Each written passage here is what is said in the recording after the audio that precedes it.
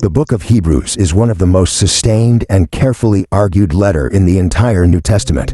And its single purpose, its whole reason for existing, is to answer one question. Is Jesus worth holding on to when holding on is hard? Let's get into it.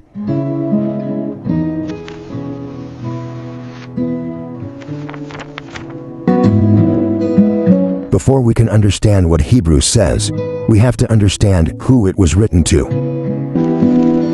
Because this letter does not exist in a vacuum.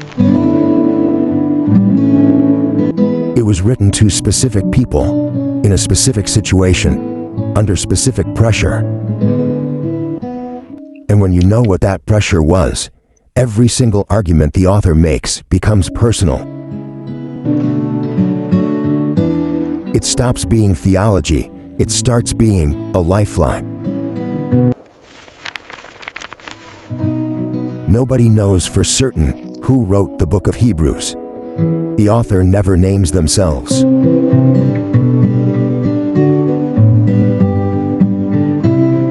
Paul has been suggested, Barnabas, Apollos, Priscilla. The honest answer is, we don't know. What we do know is that whoever wrote it was one of the most gifted writers in the entire New Testament. And they knew the Hebrew scriptures in extraordinary depth. What we also know with confidence is who they were writing to. Jewish Christians, people who had grown up inside Judaism, who had known the Torah since childhood, who had been formed by the temple, the priesthood, the sacrifices, the festivals. All of it was their world, their identity, their entire framework for reaching God. And then they had encountered Jesus, and they had believed, and they had joined this new community, the church, which in its early decades was largely Jewish believers who understood Jesus not as a departure from their heritage, but as the fulfillment of it. And now, they were under pressure. The letter appears to have been written somewhere around the 60s AD, a time of increasing Roman hostility toward Christians, a time when following Jesus was beginning to cost things, real things, jobs, relationships, social standing, safety. Look at what the author writes in chapter 10, verses 32 through 34. He is reminding them of their own history. Remember those earlier days after you had received the light, when you endured in a great conflict full of suffering. Sometimes you were publicly exposed to insult and persecution.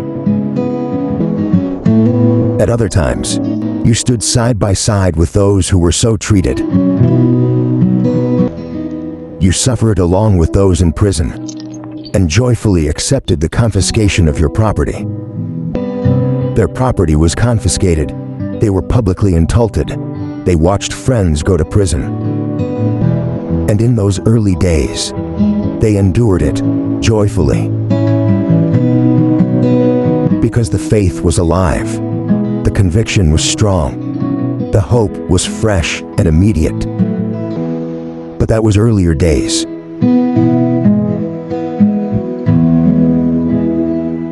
Now, in the present of this letter, the faith is not as fresh. The hope is not as close. And the cost has not gone down. If anything, it is going up. And some of these people are quietly, privately considering the exit. And the exit available to them is not abandoning religion altogether. The exit is going back to Judaism. which was legal under Roman law in a way Christianity was not, which would relieve the social pressure, which would make life easier. You can understand the logic.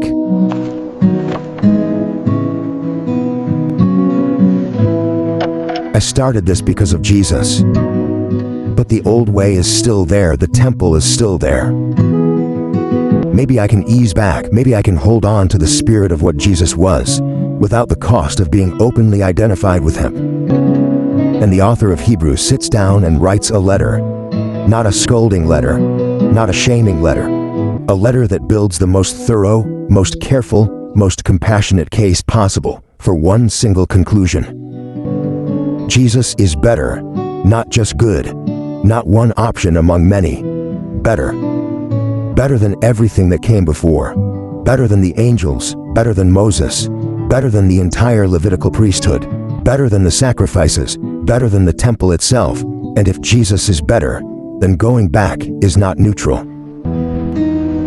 Going back is walking away from the real thing and back into the shadow of it. And these people, the author is convinced, deserve to understand exactly what they have before they let it go.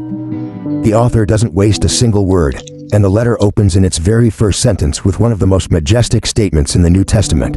Hebrews 1, verses 1 to 2.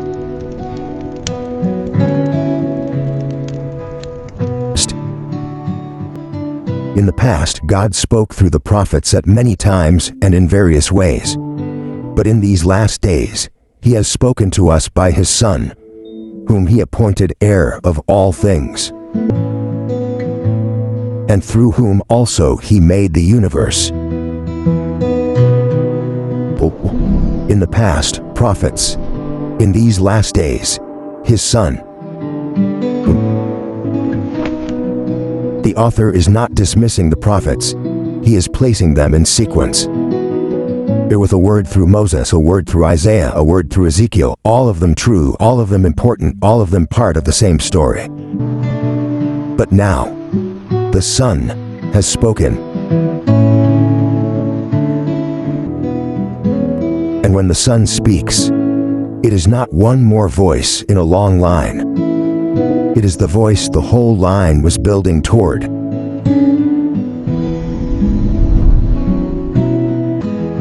The clearest, fullest, most complete communication of who God is that has ever been given. Hebrews 1 to 2. Greater than the angels. Why would he need to argue that? Why is the comparison even necessary? Because in first century Judaism, angels were understood to be the intermediaries through whom the law was given. The law came through angels, which meant angels were associated with the highest possible spiritual authority in the Jewish world. So the author says, Jesus is not an angel, he is the Son. He sits at the right hand of the Majesty. The angels worship him. He is categorically above them.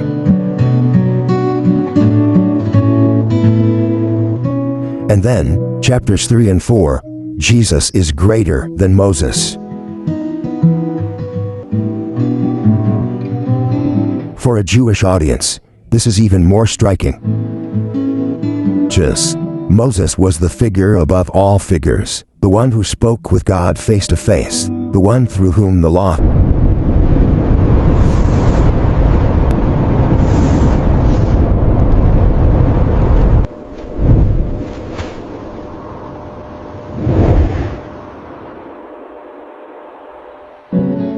And the author makes it directly.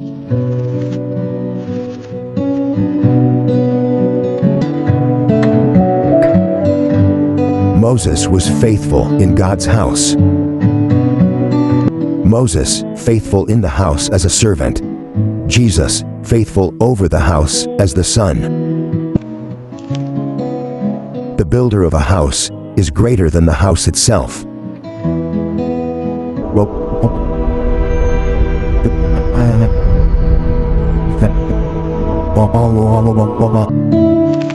And then the author moves to the argument that is really the heart of the whole letter. The priesthood, the Old Covenant.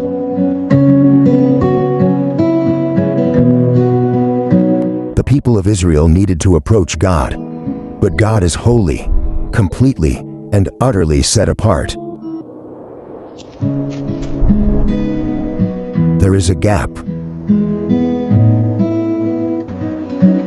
God, in His grace, built a bridge across it.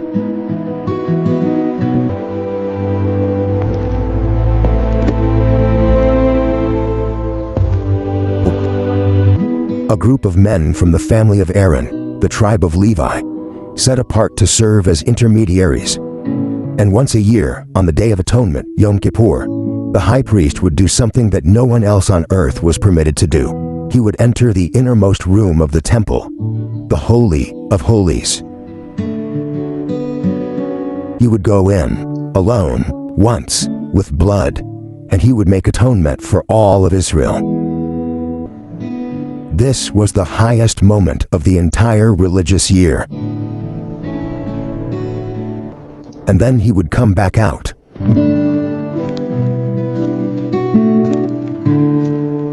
And the people would know, for another year, the relationship is intact.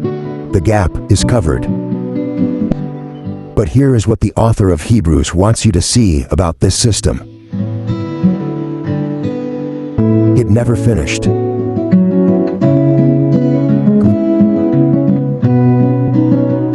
Because the blood of bulls and goats, however God prescribed, however necessary, could not permanently remove sin. It could cover it for now, for this year, and next year, it needed covering again. The author says this directly in chapter 10, verses 1 to 4. The law is only a shadow of the good things that are coming toward, not the realities themselves. For this reason, it can never, by the same sacrifices repeated endlessly, year after year, a shadow, a picture, a placeholder, built by design, with a limitation inside it. Because it was never meant to be the final thing. It was always pointing forward to something that could actually finish the job. Now here is where Melchizedek comes in. And I know that name sounds like it belongs in a different kind of video, but stay with me. Because this is the piece that unlocks everything. Melchizedek appears exactly once in the entire Old Testament, Genesis 14. Abraham returns from battle. And this mysterious figure, king of Salem, priest of God Most High, comes out to meet him.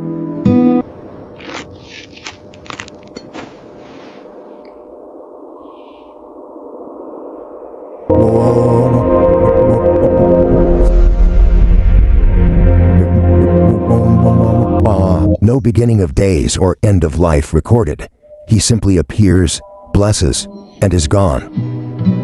And Psalm 110, which the New Testament quotes more than any other Old Testament passage, says this about the coming king.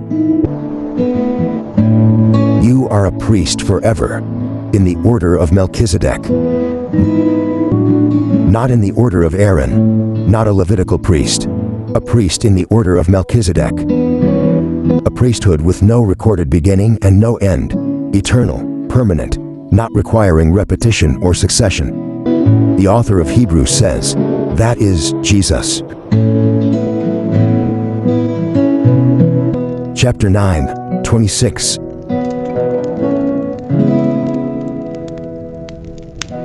He has appeared once for all at the culmination of the ages, to do away with by the sacrifice of himself, once for all.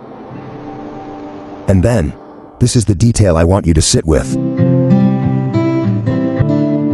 Chapter 10, verses 11 to 12.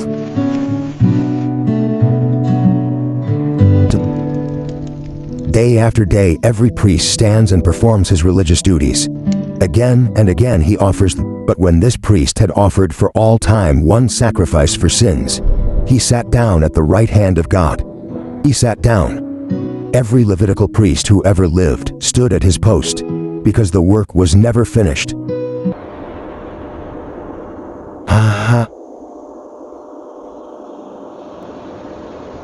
This is what the people reading Hebrews were considering walking away from, a priest who sat down, because the sacrifice was final. Now here is where the author makes the most personally tender argument in the entire letter. He could have stopped at the priesthood argument. Jesus is a better priest, permanent sacrifice, done once, finished. Chapter 4, verses 15 and 16. Let us then approach God's throne of grace with confidence, so that we may receive mercy. The old high priest was a human being, which meant he had his own weaknesses. He was part of the problem.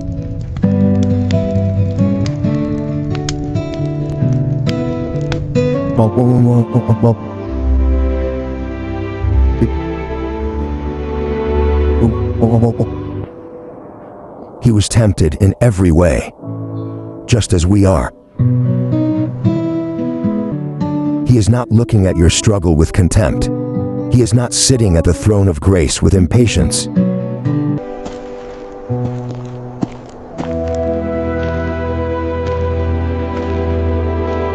Mercy and grace to help in your time of need, which is now. So the author says, approach with confidence, not crawling, not performance, not a rehearsed speech. Now the author turns from argument to direct appeal. Chapter 10, 35 to 36. Do not throw away your confidence. It will be richly rewarded, and you need to persevere. The author can see it happening.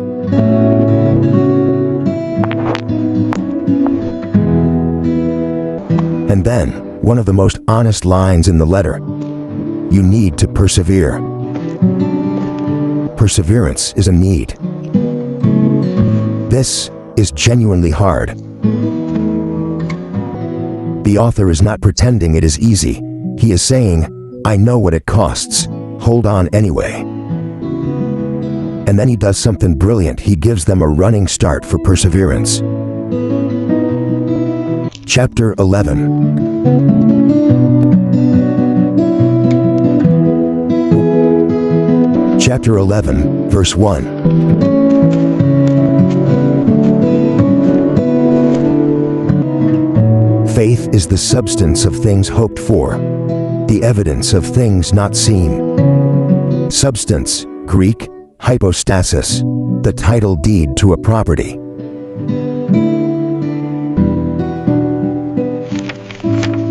Faith is the title deed to what you are hoping for.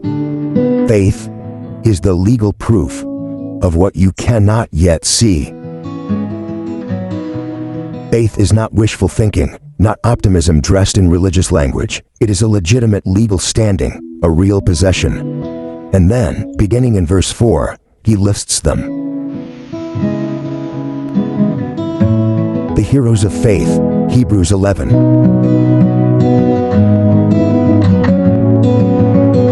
There were others who were tortured, refusing to be released, so that they might gain an even better resurrection.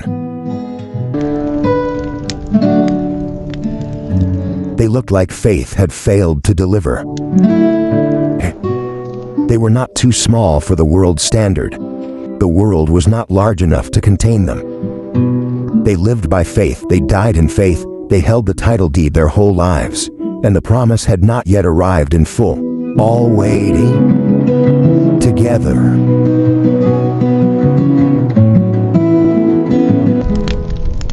The story is not over for any of them.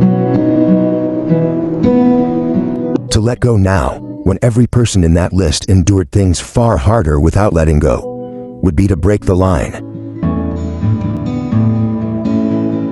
And then chapter 12, the most famous image in the whole letter. Therefore, since we are surrounded by such a great cloud of witnesses, let us throw off everything that hinders.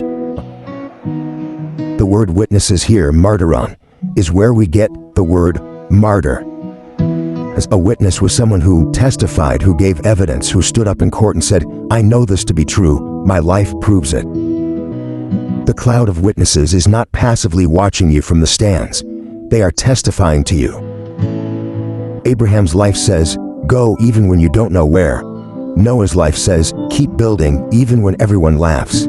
They are saying, the world's verdict on your life is not the final verdict, and we held on, so can you. Eyes are not fixed on the witnesses, not their own willpower, not a feeling they hope to recapture. Fixing our eyes on Jesus, the pioneer and perfecter of faith. Pioneer, the one who goes first into territory nobody else has entered. Perfecter, the one who takes faith to its full completion, who finishes what faith starts. Jesus is not just the object of faith, he is its author, its finisher, the one who ran the race in his own person, seated at the finish line, watching you run.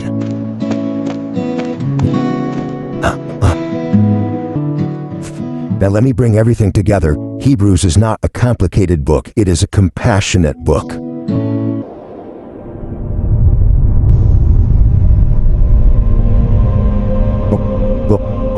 But all of it was a shadow, a picture, a placeholder, built to point forward to someone who would be the substance behind the shadow. And going back, walking away from this, is not a sideways move, it is not a neutral option. You have a priest who sat down, a sacrifice that is done, a permanently open door. If you are tired, genuinely, deeply tired of holding on, if what started as alive and real now feels like maintenance, their answer is not, generate more enthusiasm, feel more, try harder. Their answer is, look at what you actually have. The answer is, look at what you actually have, not at how you feel, at what is actually, objectively, permanently true. A finished sacrifice, a seated priest, an open door, a cloud, a pioneer. Hold on. And if you are someone who has been drifting, not a dramatic exit, just a slow, quiet movement away. Chapter 2, verse 1.